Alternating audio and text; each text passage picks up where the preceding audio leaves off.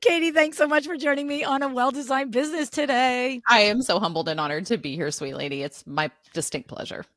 Well, I tell you what, I had an incredible time being on your podcast recently, and we talked all about networking and some actionable strategies.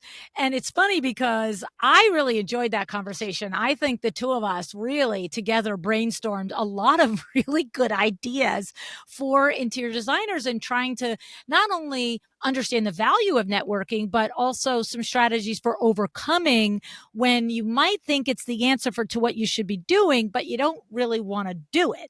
So I think we did a good job pulling that apart, right? I mean, yeah, it was us, but I do think we did a good job, Lou. Self-serving as that sounds. No, you're a fabulous guest. You're always a fabulous host. And so it was so fun to have a role reversal and have you come on, because I've so often been listening to your show and I think, but I want to ask her the question. Like, I have a question about that I want to ask her. And so I was like, that's actually what precipitated all this. I was like, I need Lou Ann on my show. And would she come on my show? When you said yes, I was just, I was deeply humbled. It was a great call. Yeah, no, I love going on other podcasts. It's so funny. People ask me and sometimes they're like, I've been waiting forever and now I'm finally going to, I'm like, all you have to do is ask, I'm coming. The answer is yes. You had me at hello. I'm not even kidding. I was so taken aback though by your humility and your kindness. And you were like, I would love to. And I'm like, but really? Like, you're Lou Ann. Like, are you sure you want to come on my show? I'm not even kidding you. And I was like, it was fun to report back to our team. I'm like, guys, we're getting Lou Ann. It was like this huge thing. Everyone's like, no way. I'm like, yes, we are. It was fabulous. Oh, it led to a lot of joy. We're all out here doing our best. We're all working hard, trying to get the day, all the things done in a day. I'm the same as everybody else, So, but I enjoyed it. And we'll put the episode in the show notes to your podcast so that, they can go and listen to it and everything. So here's the thing, my friend. Yeah. As we have been getting to know each other over these last couple of months, it's been incredible for me because, I've said it a lot on the show. It's like, I don't know, like catnip, or it's like when I meet somebody who's smart, I'm like, oh my God, I want to talk to you again. like I just like get like, rah, and then it's like, and you know about that too. And you know about that too. And, that's the experience I'm having with you, Katie, is that the conversation, sometimes we're just cracking up and we're, talking about GPS nonsense and things like that. But there's always something in there, some insight, some observation that you're making that keeps showing me what an astute businesswoman you are. And knowing that you've run your own interior design firm for 20 years, that you have your podcast now, you do coaching for other design professionals, it makes sense to me. Like sometimes, somebody will tell me about another coach in the industry. And I'm like, great, let's hear about them. Who are they? What are they? And you go and sometimes you look and you're looking for oh, that's why they're coaching. Like sometimes you're really looking for it. And a lot of times you find it, right? But with you, I didn't have to look very deep and very far. I was like, oh yeah, this is a smart one. So, You're always so kind. You're always so kind. It's embarrassing. I'm glad this is a podcast and you can't see how red I am, because I am deeply humbled. And it's been a long journey. It hasn't happened overnight, for sure. And I'm very thankful for all of the nuances along the way and the pressing pauses along the way too, that almost served me a lot like a wind-up car. Sometimes in life you have to pull back to go forward faster. And so there's been a lot of that over 20 years to get where we are today, for sure. I don't want anyone listening to be like, that's amazing, I want to do that tomorrow. Like, maybe you can. And if you can, great. Go be smarter, better, brighter, faster. But it took me that long. Well, and I've said it too. I said, the 40 years of doing a business, it's so funny because I'll do a live presentation somewhere and then, maybe the organizer will come up to me and be like, oh, we didn't tell you there was going to be Q&A. Is it okay? And I'm like, yeah, it's fine. Like, right. Like I've never, like I'm doing these live on air coaching strategy sessions and I read the thing and I'm like, okay, let's go. And it's just, there is a lot that goes into actually running a profitable business for more than a hot minute that informs when you show up to talk about it and, help others do it as well. And like you said, it doesn't mean you can have less years of experience, but I know I started this at 35 years in business at WindowWorks, and I know every one of those 35 years has helped every conversation I've had on the show. And Better I believe it. remember, my whole family, my mother, my husband, everybody, when I started doing, they're like, oh my God, this is what you were born to do. This is like so great. Like, you're so good at this. And I was like, and I was feeling it. I was like, oh my God, like I love doing this. But there was a moment when I 1000% knew that if I had had the opportunity 10 years before, 20 years before, all the Luann personality, that crazy stuff would have been there, but not the solid foundation of information. Yep. Right? Of like, yeah, that Yep. happened to me and this is how we mitigated. Or, you know what? I remember hitting that revenue level and the hurdles that we had to get past. Or I remember my first employee constantly hiring somebody like me to do admin work. Like, what a stupid mistake it was. It's like looking for a salesperson personality to do the books and answer the phone. No wonder they never worked out. Like, come on. But you gotta go through these things. So I love your body of work and the successful business that you've created. Where do you want to talk about, Katie? You have scaled your business to 20 employees. Yep. That is, nothing to shake a stick at. Yeah. Where do you want to start the conversation on? What do you want to share today? Great question. Yeah. I mean, I think it's really interesting to talk about the trajectory and going back 20 years to where we started. I mean, I did not go to school in interior design. I went to school in communications.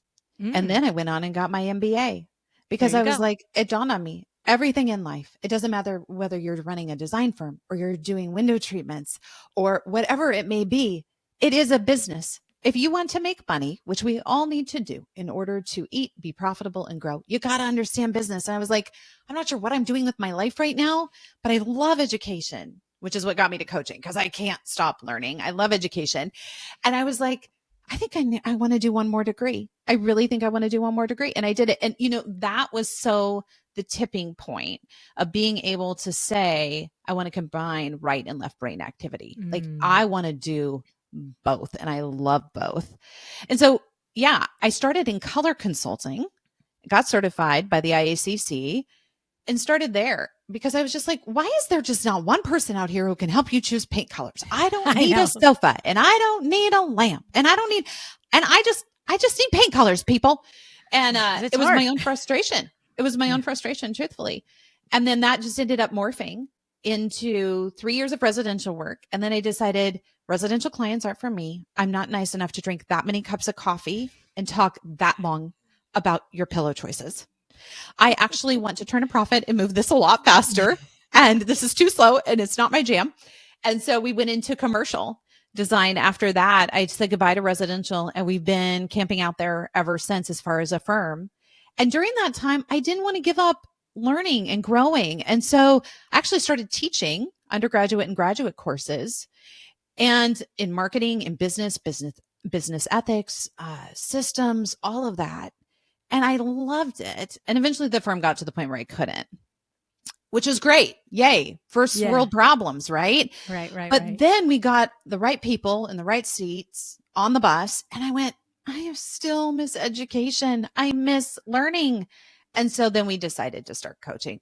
And I was like, yeah, it's a really happy place because there's nothing in life that lights me up more than helping people succeed, especially women, and become unapologetically profitable and have the life that they want. Because I think we don't listen to our gut instinct. We're too afraid to go there. And so we kind of suffer in silence. And I just want to give people the freedom to say, go build the life that you want. Scale up, scale down, scale all around. Let's talk through it, but go build the life that you want because you really only do get one shot at this thing. I love it. So how many years ago so you were actively teaching at university while doing your interior design company and that stopped. And then at some point you started coaching. So where are we at with the coaching? How many years? I'm not clear on how many years you're coaching. All the conversations we've had, I never asked you that. No, we're about a year into coaching. Oh, so it is relatively new. Okay. brand new. It's so fun. Like, it's a good reminder to me. And we always talk about this with our marketing team, but I'm like, we have this established, beautiful firm that's doing great. And then we have this baby business, right? Like, we're over here building a new business of coaching and podcasting.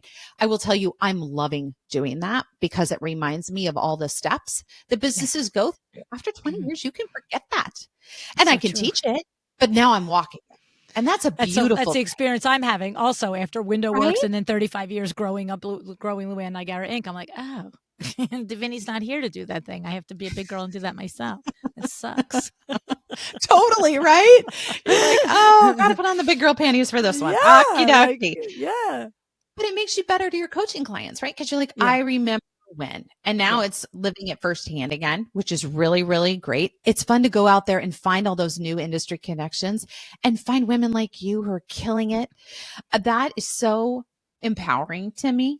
It's really fun to be able to go back. So yeah, to answer your question directly, taught for almost 20 years, undergraduate, graduate courses, wrote courses for undergraduate, graduate, took about a year off. And then I just like couldn't stop. And now I just am like, I just love to geek out. There's most conversations where I'm like, I read an article about, and I just feel like the old professor, right? But that's my happy place. Like, I really enjoy learning, and I love learning too, what I'm learning from my students and my podcast guests, and like lifelong learning. Like, I think that's the goal. I want, and even how I raise my kids, I want curious and kind. Because if you're curious and kind, you can do amazing things in life. It doesn't matter the genre. It doesn't matter personal, professional. It doesn't matter. But curious and kind, I feel like, can take you a long ways. Yeah. I love it. I love it. So, Katie, my brain is in a couple of different directions. For all the talking that we did, we haven't really talked about a through line here, which is unusual for me. Welcome to our potpourri show.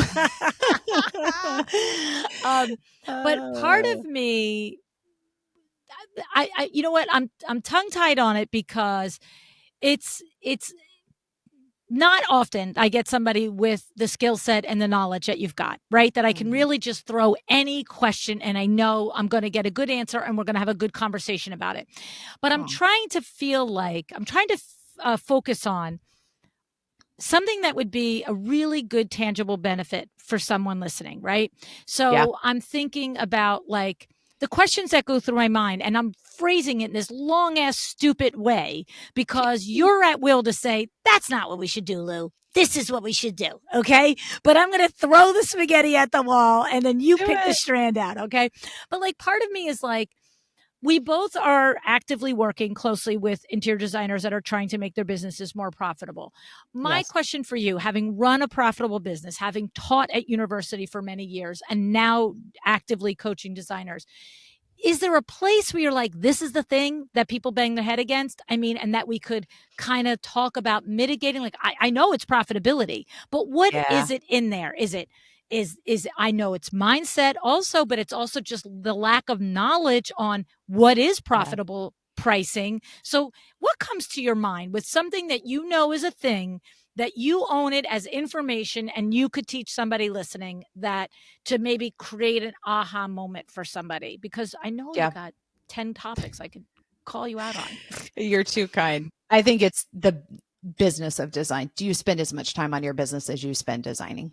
Do you run your business as a business? And that encompasses profitability, that encompasses processes, that encompasses marketing, that encompasses knowing your target market. That's a huge component of marketing, right? All of those variables, but it's doing the hard things like showing up at that accounting meeting you just don't want to have, right? Yeah. But it's knowing your numbers better than your accountant. And until you can cross these barriers, that they're psychological barriers, whether you don't think you deserve to make enough money, right? Or I'm scared to death to go get my Monday accounts payable, accounts receivable, and cash flow sheets, which you should be getting every Monday. So you're in an empowered position to make decisions about your firm for the rest of the week when it comes to finances. Whatever it is getting over those hurdles and understanding you don't need an MBA to know business. My God, Lou, look at what you have done. It is breathtaking. I think I can speak on behalf of your audience and say, where would we be without Luann? Right? 100%. You're teaching people this every day. you don't have to have a master's in it, but figure it out. And if Mhm. you're not making the money, if you're afraid of that accounting call, sit with yourself and figure out what it is that's holding you back in business, and then become a bison and charge after it until there is Mm. no fear. That is so hard to do, but it's what's going to end up yielding the greatest ROI for you. Yeah, I hear you. And I think when I think about the various things over the years that have been my thing, right? Like the thing that I didn't want to do or the thing that was hard to do or whatever. And by the way, still experiencing some of them still looking at me every day going, "Come on, girl, like like this Yeah. you got to tackle this one, right?" But when I do know the before and after of when you Yeah. do. And it's one thing to tell someone about the nirvana on the other side of setting out to achieve something and get past a hurdle in your business and accomplishing it, and the eye opening and Mm, the confidence and the like, just I did it feeling, right? yes. That's great, but it's kind of like looking at the gym, right? It's like, Oh, there's the gym, the 3-month boot camp. I got to sign up for it. At the end of it, my blood pressure is going to be better. My cholesterol is going to be better. My skin is going to be better. My sleep is going to be better. My butt is probably going to be better. My heart is going to be better.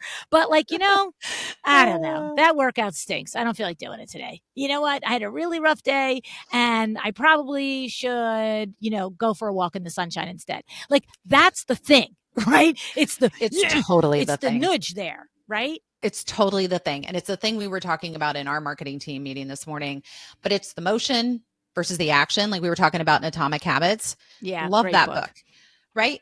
Because motion, once again, we can have lots of motion. Like, oh, we should sign up for that gym class. Yep. We should look at our numbers. Yep. I should read that report. Yep. I should talk to my CPA because the quarter's kind of ending and I might owe some money, but that I haven't really accounted for yet. We should talk about that.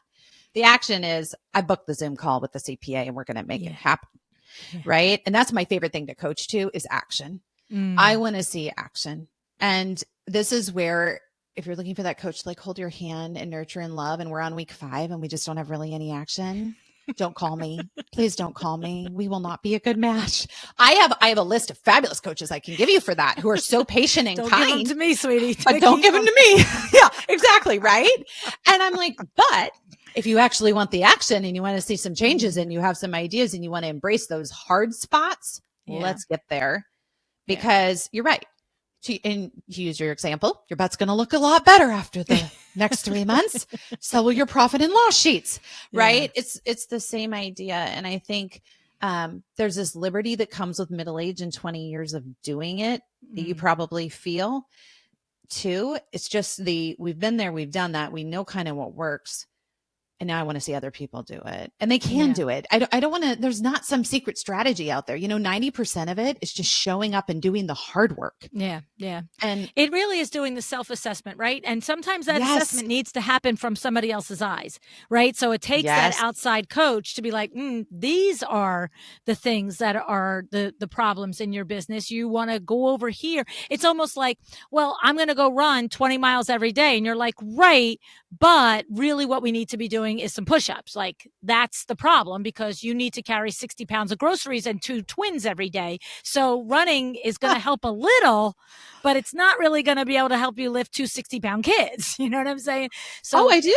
Yeah. I went to my chiropractor. He's like, stop stretching. You're hurting your bulging disc. I'm like, wait, no. I'm 44, but I don't have bulging discs. Let's try again. That's adorable, but I'm not here for that conversation. And he's like, no, seriously, you need to have long strides and stop hiking on your treadmill.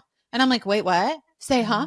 Oh my gosh, my back's in a much better place. But you're right. You don't know what you don't know. Right. And that's where it comes back to, I coach because I am coached, right? Like there should be this total synergy of, you have people pouring into you so you can pour into them. It's funny. I was going to ask you if you have coaches. I suspected you do, but you're actively coached as well? I am, because I wouldn't say actively, it comes and goes depending on where we're at in the life cycle and what I have volume for. But yes, I keep coming back. I made this mistake when I taught yoga. I started in yoga probably about 15 years ago now. Loved yoga, took for years, started teaching, stopped taking, burnout, massive burnout, not sustainable. And when I had my second kid, I was like, yeah, we're going to take a long break from yoga, right? too long, hence the bulging disc problem. But it's a good reminder. You have to keep pouring into the creative juices. You have to find people. Like, I have so loved our conversations, and I'm not merely saying that because I'm on your show. I learned something from you. I love showing up. My husband is so funny. He's like, you were super jazzed today. I'm like, you don't even understand. I got to talk to Luann for 2 hours. We talked about all the things. It was absolutely epic. I think I found a real friend. And like, it was such a great moment because it was a pour in, pour out synergy, right? And like, when you find those spots in life, sitting here in middle age now, embrace them and hold on to them and don't let them go because they don't come around every day.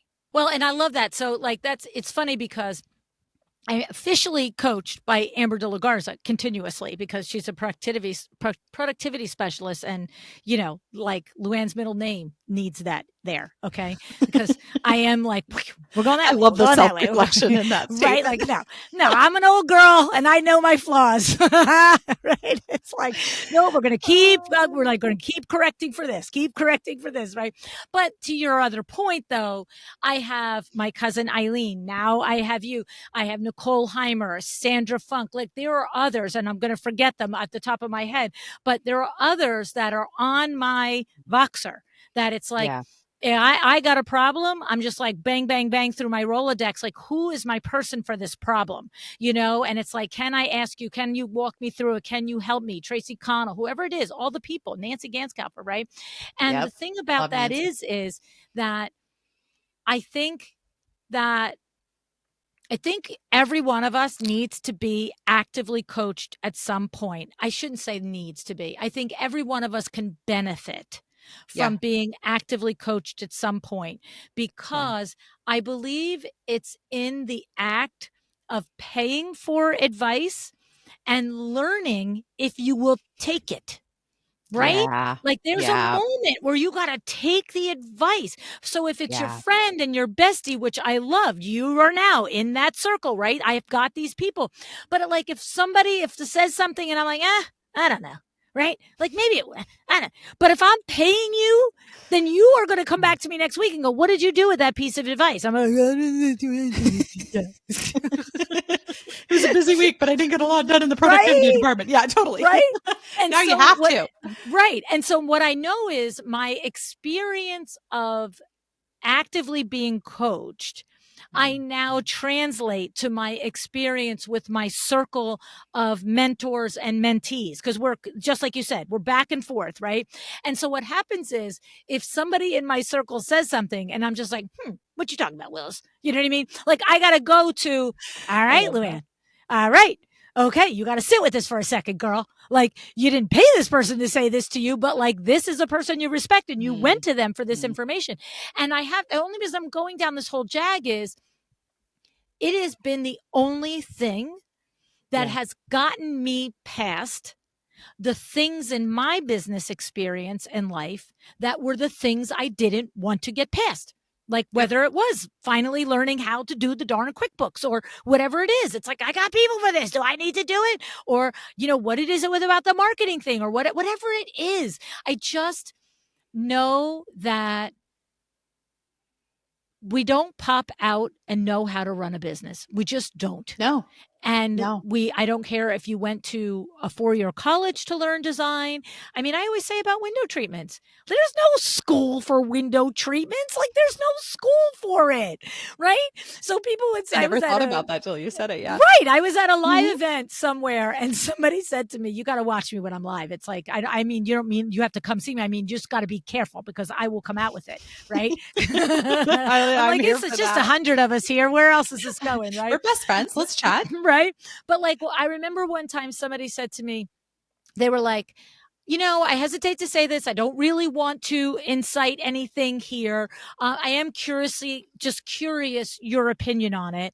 Do you think a designer needs a degree in order to be successful? Ooh, and I just question. Yeah. And I just like, you know, I said to them, well, I'm just going to ask you a question. You know, how much do you know about WindowWorks? Like, do you listen to the show? Do you have an opinion on WindowWorks? Would you say WindowWorks is successful?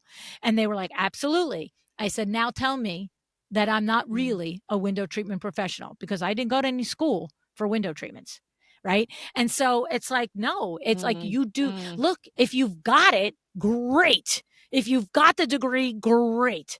But that's not the criteria. It's It's how often do not. you show up and do the hard Mm. things, to your original point. Mm. If you don't like to look at the P&L and the balance sheet and the reports on Monday, then guess what you should be doing on Monday, right? Until it's not painful to do it.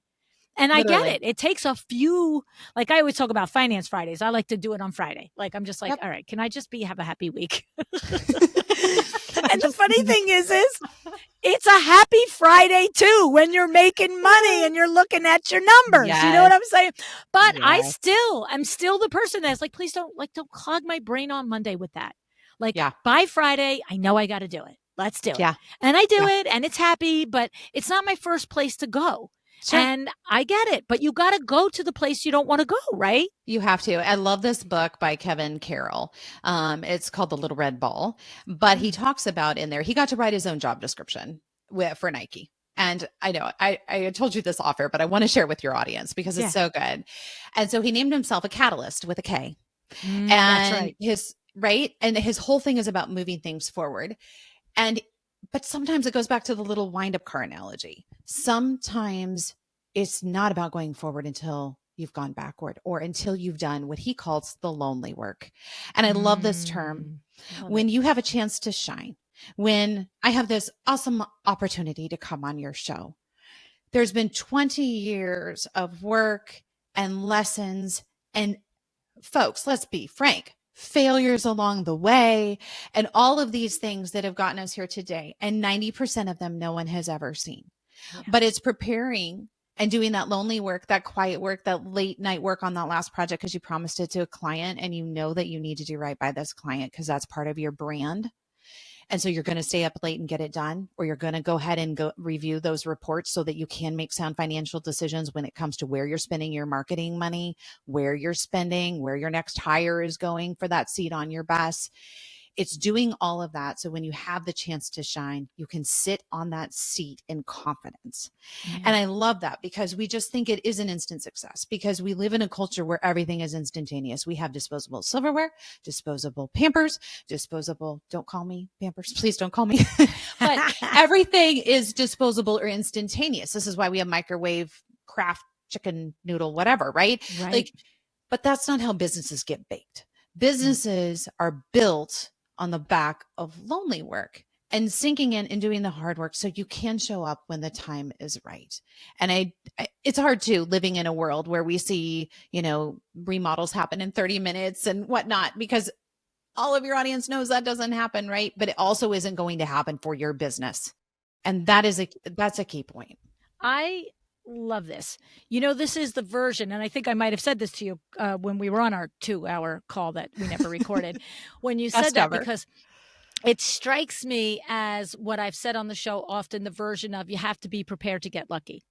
Right. And it's just right. It's like you're doing all that. I love this way of describing it, that the business is built on the backs of the lonely work. I love that. And it is that it is the exact expression of being prepared to be lucky, because doing all the things and then getting the chance, somebody that's phoning it in. Listen, I've had 1,000 interviews. There's a million conversations. It's like I get joy and pleasure, I promise you, from every single one. I couldn't keep doing it. I would absolutely lose my mind if I wasn't enjoying it. But, there's just what I said at the beginning of the show. There's just some difference when someone, like I say it all the time, like if I'm matter of fact, we'll have to tell them how we're going to be at High Point on a panel together with our friends, right? But like when I am invited to moderate a panel at High Point, the answer is yes, by the way. Just the answer is yes. I've also found out that people are uncomfortable to ask me. They think I'm going to say no. And I'm like, no, the answer is yes. I like to do this. Easiest yes. I'm going to let the cat out of the bag. You're the easiest yes out there. You want to come on my podcast? Yes. You want to moderate a panel for me, Luann? Yes. And I'm like, really? it's all in service of what we're doing. We're all working for the same goal to make sure that the Yes. industry has its collective confidence and makes money. like 120%. And that it's not right? hatchback bandits. It's like a reputable profession, not just a sidebar. My sister happens to be good at aesthetics. Maybe she could come in and help you with your living room. No, Yeah, you're going to and pay let her that and she's girl, going to let have a that business. sister go do that stuff. But let's make a Totally. delineation between the design industry and the hobbyist who has good taste. That's all I care about. Let the hobbyist go all day long, have good Yep. taste, and shop in all the places for his sister. But anyway, so my point is that when I'm asked to do a panel, a lot of times, most of the time, a PR rep will come to me, right? And they'll be like, oh, we got this panel. And there's a built in panel.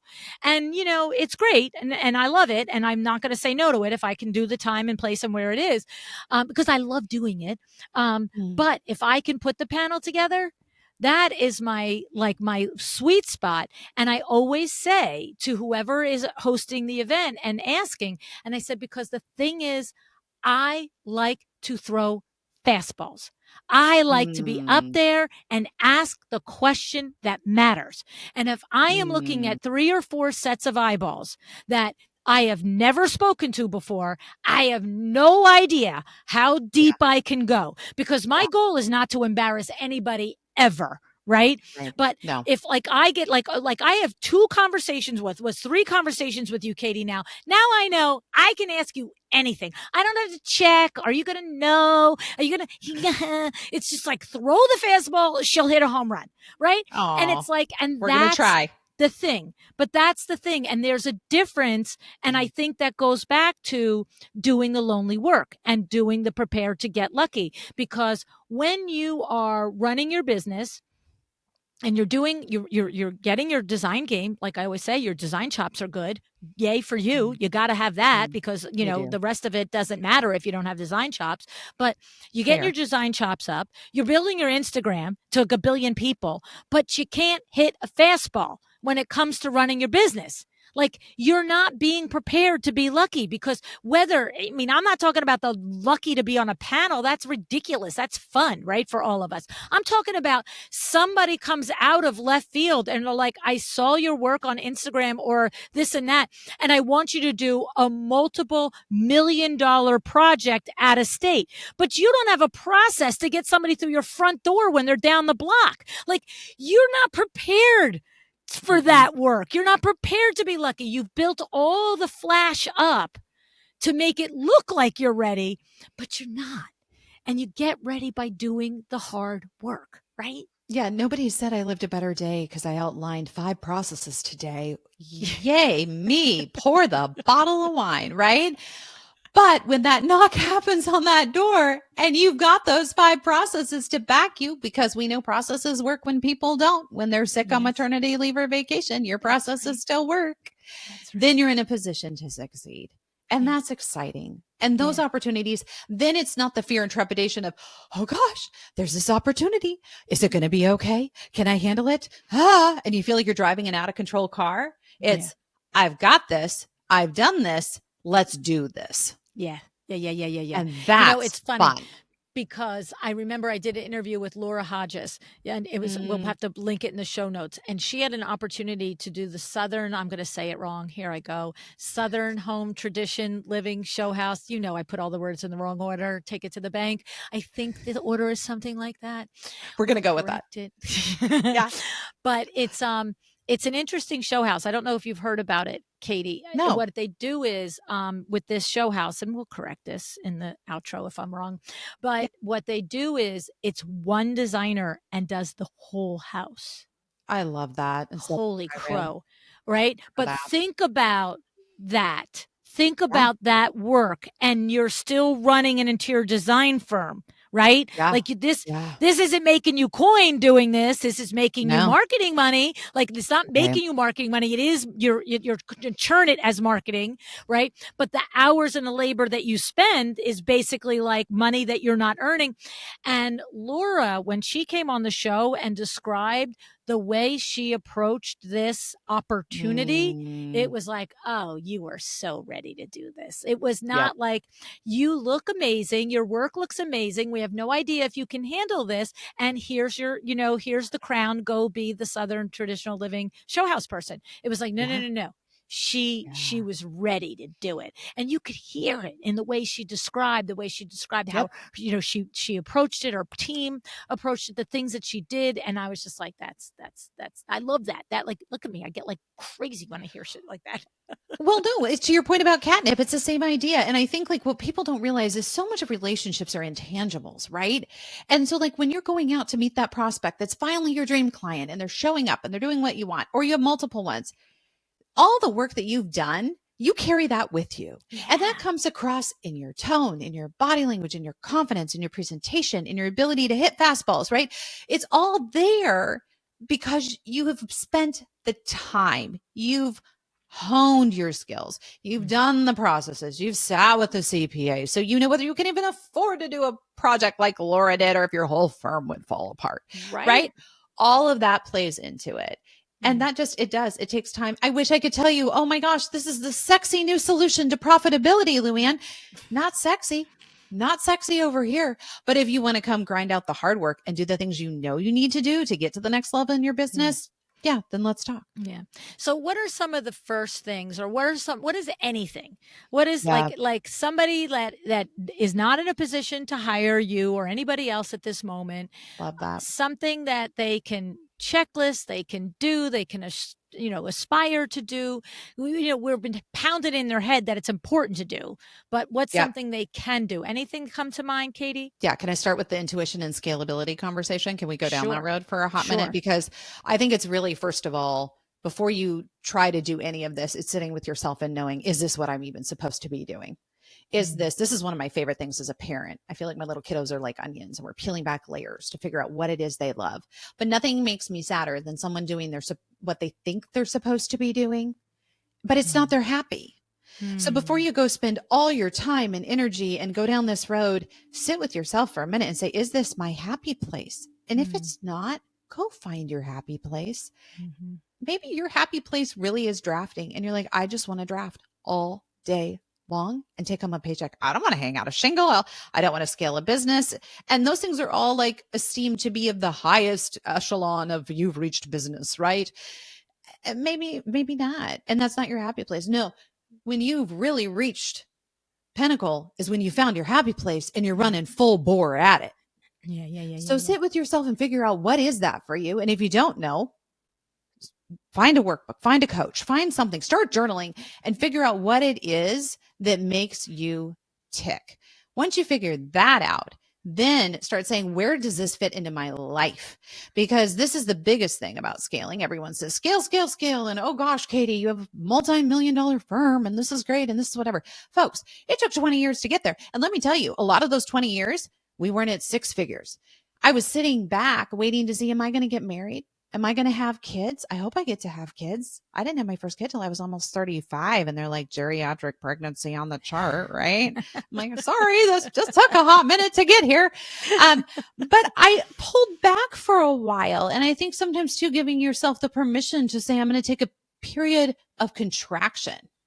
What if we scaled in reverse back to our wind up car so that when we want to move forward, we can in an efficient way. But right now, that isn't the time. I need to build some processes into my business. I want to have kids. I want to enjoy this stage of whatever. That's okay too, because then when you do get to the point where you have that time back, the lonely work, I feel like, feels much less lonely and guilt ridden because you're not thinking of what you should be doing because you didn't make time for that first. Right. Right. And giving yourself that permission to do that. I mean, but those are actionable things. Figure out, is this what I'm supposed to be doing? Is this my happy place? Then how fast am I supposed to be doing it? Maybe it's really fast. Maybe you were like a 747 down the runway. You know what you're meant to do. You've been holding back for 10 years and you're like, I have the time, I have the space, and I know, let's do this. Rocket. I'm like, I will be your co-pilot. Let's get you there. Right. And maybe you're more kind of like the snail, and that's totally fine. And you're like, I know what I'm supposed to do, but this is going to be a slow march for 3 to 5 years. I'm going to build some great processes. I'm going to listen to some awesome podcasts like Luann's. I'm going to get the lay of the land, and then we're going to slowly pick up speed and we're going to work into it. Right. Mm-hmm, But figure mm-hmm, out how fast you want to do it too. And don't let mm-hmm. anybody judge you for the rate that you're going. Cause I Right. love to say your business should work for you. You should not work for it. If you're working for your business and it isn't paying you, it's not serving you, it's not fulfilling you, time out. Just time out for one hot minute. We've got something going on here that we need to unpack. Mm-hmm. And Yeah. don't be I afraid love to all take that. the time out. I love all that because it applies in multiple layers, right? So, for example, you're suggesting first start with what do you want? What is your happy place? What does the model of your business look like? Do you want to be a solo? Do you want to be eventually a multi-person firm? Do you blah blah blah, right? But it also applies if because you said, what if you think if you really evaluate it, you're like, am I happy? Like that's like if Mm, the answer there is to no, we've got Houston, we've got a problem, right? And so totally. it could be also that you feel like all of that is sort of in place, but maybe you're not working in the part of design. So Mm, maybe like you were in residential and you're like, nope, I'm out. Like, I don't want to have coffee. I don't want to talk about pillows. Like, let's go B2B, you know, yep. tight deadlines, firm commitments, the path is clear.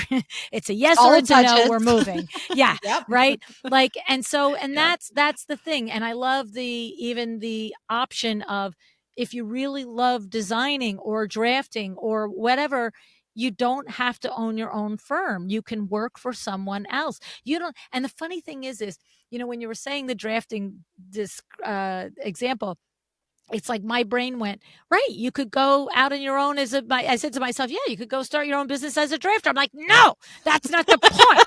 The Ah, point is that yeah. person might rather be employed as a drafter if they're already not happy self-employed as a designer. Then they have to at least take into consideration that the Yeah. self-employed is the part that's not the happy part, right?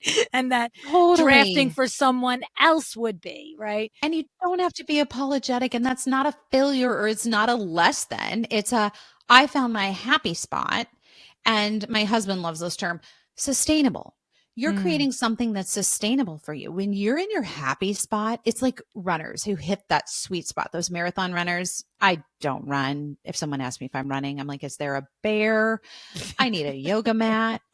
But they tell me, right, that there is this happy spot where you hit this stride. I mean, there's yeah. a reason that expression exists, and Mhm. that is sustainable Yeah. and incredible. And if you're feeling burnout, it's not to say that you're in the wrong position. Possibly you just need your cup filled up. You just haven't had anyone pour into you for a hot Yes. minute. I'm not saying abort your profession, but you do have to sit with yourself for a minute Mhm. in it. But yeah, sometimes find that spot that is your sweet spot because it will sustain you when you're like, business is down, what's going on? Or there's something happening. When I had newborn kids, man, especially as an old mom, it was hard. I Yeah. was like, my world got rocked for 35 years. I'd kind of been like doing this thing and happy with it. And then I'm like, why I can't reason with you? Can you Yeah. just stop crying for one short minute? I'll be back with you shortly. Can you hold? Can you please We hold? had a contract. Right? There would be no crying on Tuesday. Right. This was my work day. And it took me a total minute to adjust to that and figure that out and try to go, oh my gosh, how did we get here? And I lost my train of thought on that. But it's just the idea of figuring out like what is it that makes you happy? And even through those hard times with kids, I actually really enjoyed my profession. It was Mm, interesting. I had my first kid. I had a lot of people say, are you gonna still do this? I'm like, one, would you ever ask a man that? yeah, right. Kind of took me aback. But I'm like, Yeah. yeah, this is the yin to my yang. And as Mm, I went on and had a second kid, I realized, hang on a minute, my motherhood actually really helps inform my business, and my mm, business really helps inform my parenting. There was an interesting synergy that came out of that. but it did take a minute to unpack, but I'm glad I didn't Yeah. give up on it. Yeah, yeah.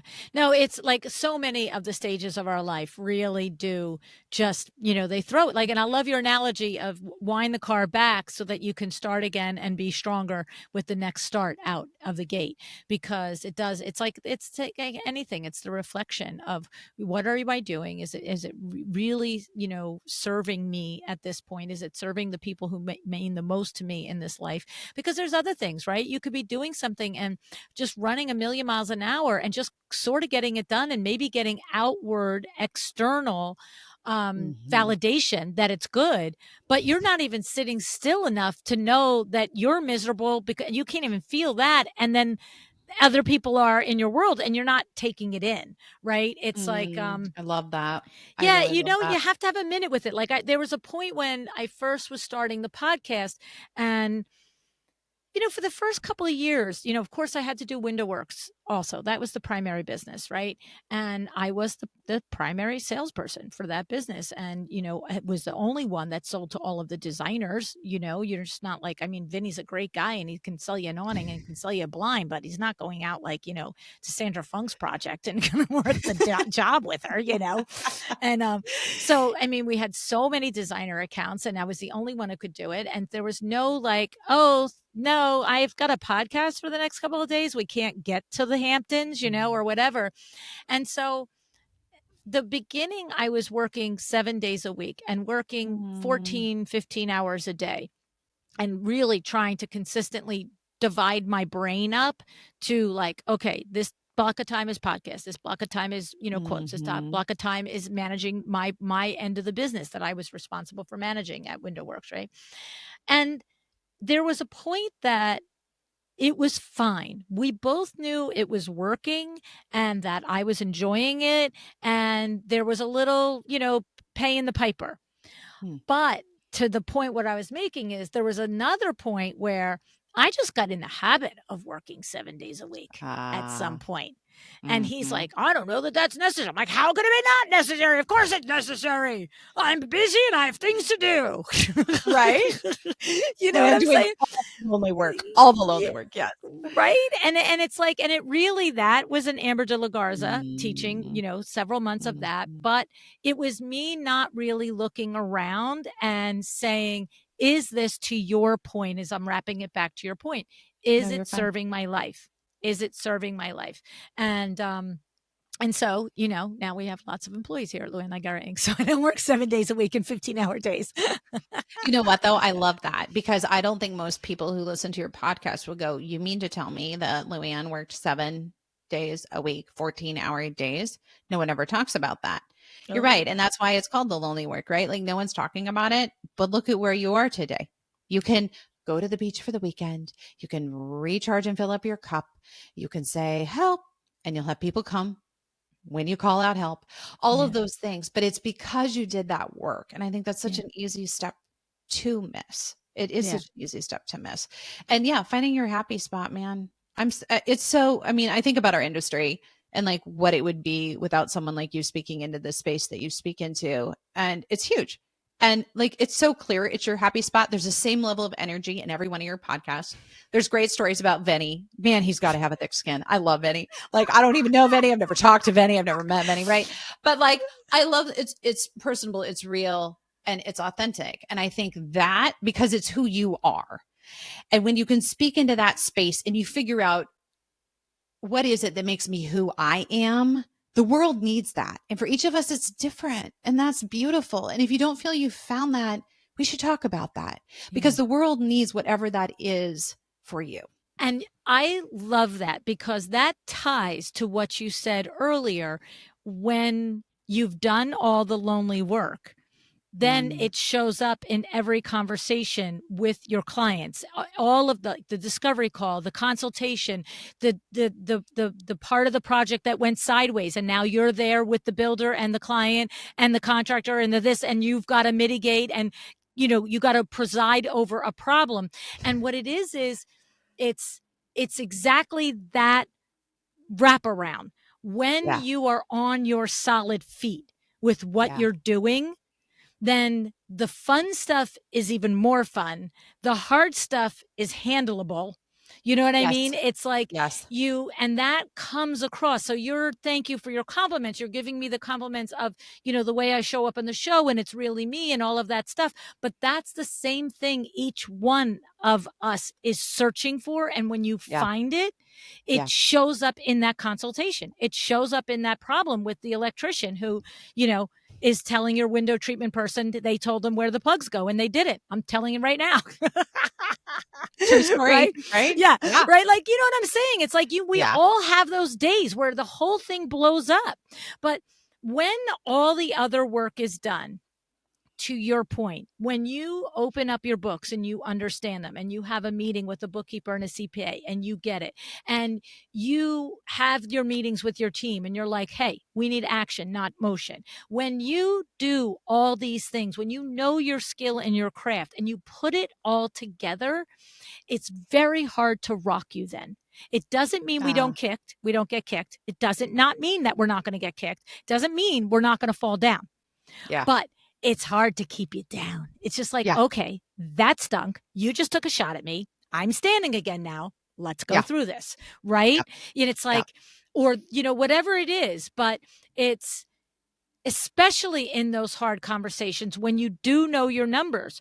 Like I know the difference when I coach somebody from the beginning of the year to the end of the year. Yeah. In the beginning of the year, it's all these, well, she wants me to do it for this much. And I'm wondering if I should. And I could, technically I could. And, I get it. But when over the course of the year, we're building those processes and the designer is seeing how much energy, time, knowledge, education they come to every single conversation with, it's like, oh, I can't do that for that much money. That's ludicrous. That's like asking me to, sell you that Maserati for $20K. It's like, it's a $300,000 car, period. Like it becomes I always say to my people that I talk with in my world, easy breezy. It's easy breezy. Yep. Just say it and move on because it is just a simple fact. And that's what happens when you do all of that hard, lonely work is you stand in that space of this is just a simple fact that this is how this is going to roll. Right. And even if you say it 100%. in your own brain and you say it nice, like that could be inside voice and you could say it however you want, outside voice, nice. I don't care. But when you hear it in your brain, nope, line there. Yep. Right. Yep. Denied. That is not going to happen. You are not going to shop me. You are not going to try to talk me down of my worth. I know what my worth is. I know what I'm going to provide to your project.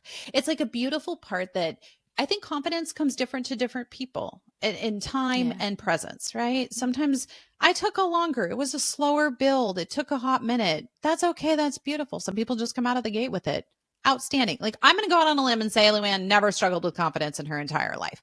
Maybe it's just me, but I feel like it's just something very innate, right? Like everybody gets there at a different point. But when you've done, as you're saying, when you've done the lonely work and you can say, there's a confidence that just comes with that is going to be felt by those around you. Your team will feel it.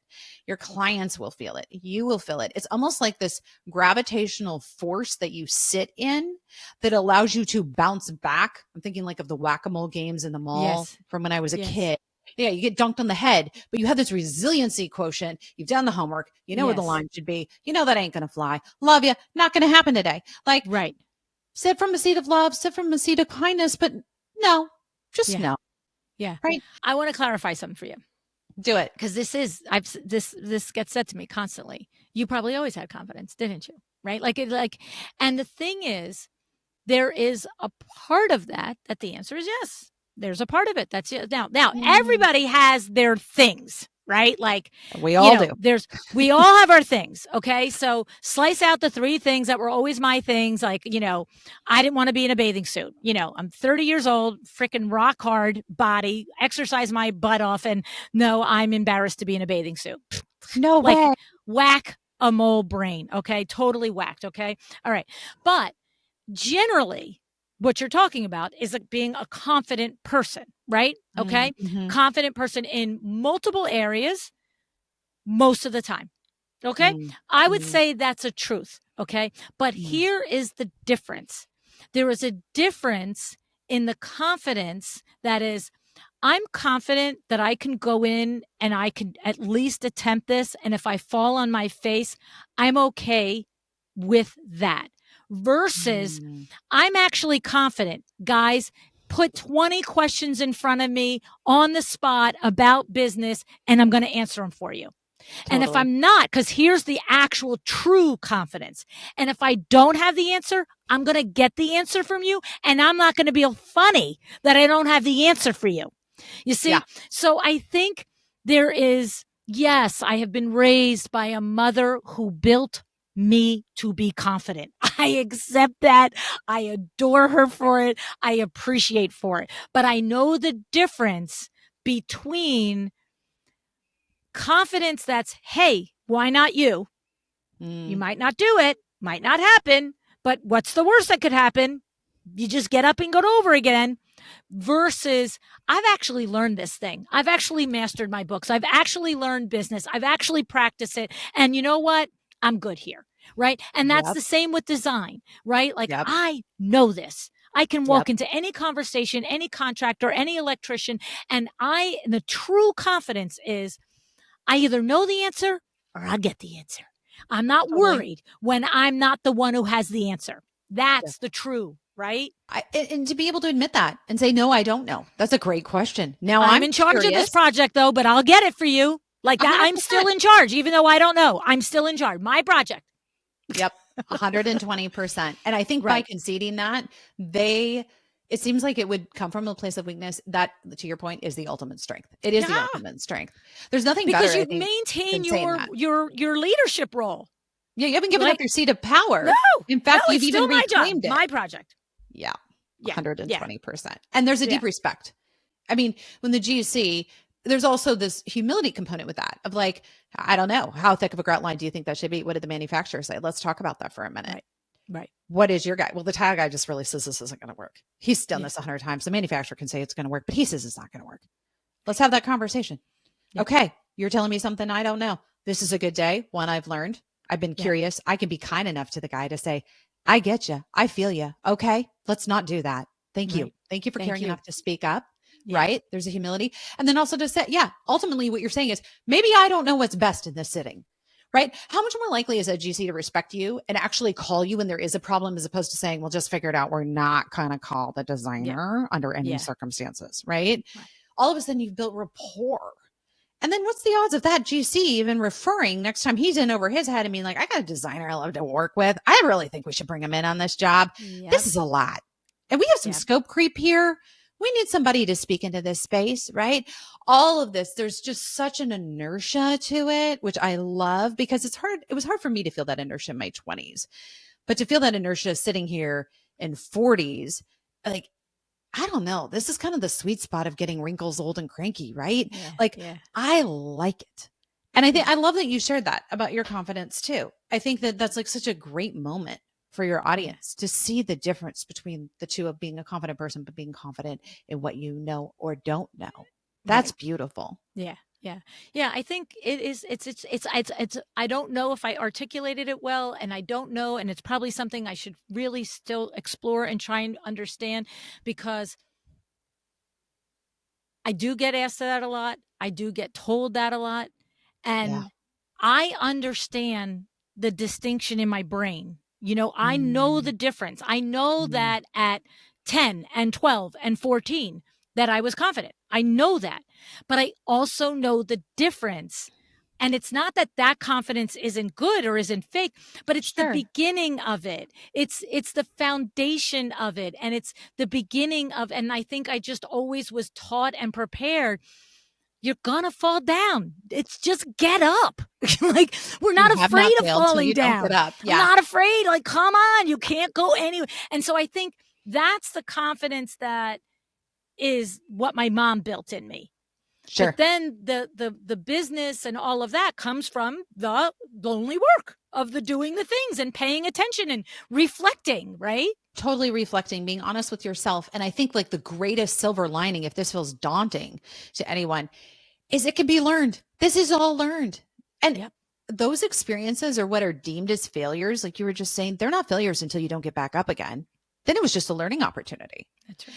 So when you just keep going at it time and time and time again, It is amazing the confidence that is built out of that. You can learn this. This is not something where you're like, I have a good eye. I'm a great designer. You can learn. You can absolutely learn this. And to me, that's always really encouraging for those of us that, weren't downloaded with a unique, innate skill set. And we're not the savants of the world, right? Happy to claim it. But we can learn it. We can learn it. And that's so empowering. You didn't have to come out of the womb this way to succeed in life. It can be learned. Most things can. It's just the curious and kind quotient again. I feel like, right? Because then you find people in your life who are way smarter than you. And if you're kind to people, odds are they're willing to share their knowledge with you. And they're happy to. And that's such a glorious moment when you can sit there and be like, teach me your ways. Yes. Right?